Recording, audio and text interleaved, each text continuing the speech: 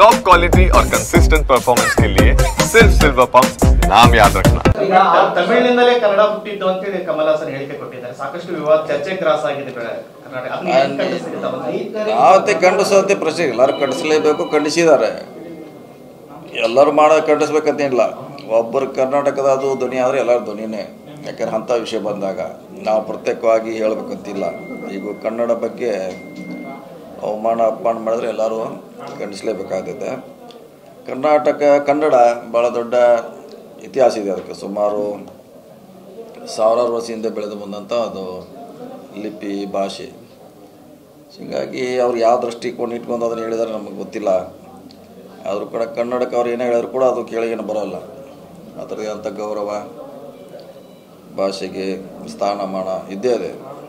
ಅವ್ರು ಯಾಕೆ ಹೇಳ್ಯಾರು, ಹೆಂಗೆ ಹೇಳ್ಯಾರ ಅನ್ನೋದು ಅದು ಪ್ರಶ್ನೆ ಆಗಿ ಉಳಿದಿದೆ. ಸೊ ಈಗಾಗಲೇ ಎಲ್ಲರೂ ಖಂಡಿಸಿದ್ದೀವಿ, ಮಾಡಿದ್ದೀವಿ. ಮತ್ತಿನ ದಿವಸ ಅರ್ಧ ಮಾಡಿದ್ರಾಗ ಏನು ಅರ್ಥ ಇರಲಿಲ್ಲ.